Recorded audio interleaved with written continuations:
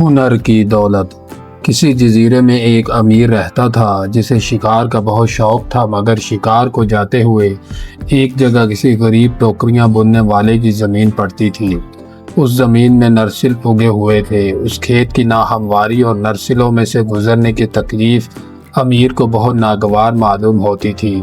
ایک دن امیر نے غریب کو بلا کر کہا، تم یہ زمین ہمیں دے دو۔ غریب نے جواب دیا، حضور میرا تو گزارا اسی پر ہے، میں بیچنا نہیں چاہتا۔ اس پر امیر ناراض ہو گیا۔ پہلے تو اس نے غریب کو خوب پٹوایا، پھر زمین پر اگے ہوئے تمام نرسلوں کو آگ لگوا کر جلا دیا، جس پر غریب روتا ہوا بادشاہ کے پاس چلا گیا۔ بادشاہ نے امیر کو بلا کر حال پوچھا تو امیر نے جواب دیا، بے شک میں نے اس ذلیل آدمی کو اس لیے مارا اور اس کے کھیت کو جلایا ہے کہ اس نے میرے حکم کی تعمیل نہ کی تھی۔ بادشاہ نے فرمایا، تم نے دولت کے جھوٹے غرور میں ایک بے گناہ غریب کو ناحق تکلیف دی اور بڑا نقصان پہنچایا ہے، حالانکہ تمہارا پردادا اس سے بھی زیادہ غریب تھا، جو ہمارے ہی گھرانے کی بدولت اتنی دولت کا مالک ہو گیا، جس کے ورثے پر اس وقت تم اتنے مغرور ہو رہے ہو۔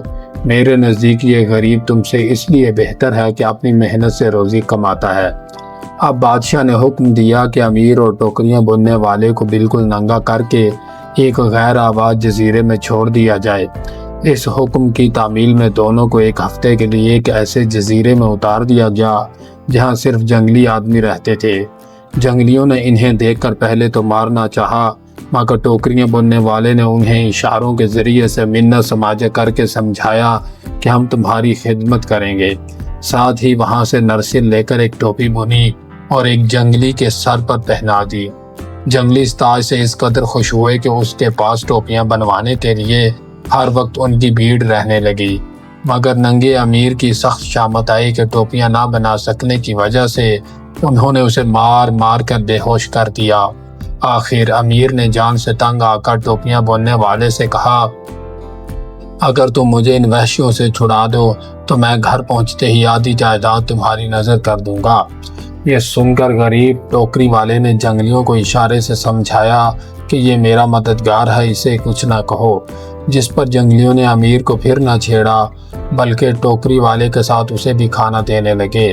جوں توں کر کے ہفتہ ختم ہوا تو ایک سرکاری کشتی آ کر انہیں یہاں سے پھر بادشاہ کے روبرو لے گئی، مگر اب تو امیر کی یہ حالت تھی کہ کاٹو تو لہو نہیں بدن میں۔ بادشاہ نے سب قصہ سن کر امیر سے فرمایا، تم نے دیکھ لیا دولت کا محل کیسا ناپائیدار اور اس پر غرور کرنے والا کیسا احمق اور نالائق ہے۔ اصلی دولت مند وہی ہے جو ہنر جانتا اور محنت کر سکتا ہے۔ اب جاؤ اپنا وعدہ پورا کرو اور اس غریب کو اپنی آدھی جائیداد بانٹ دو۔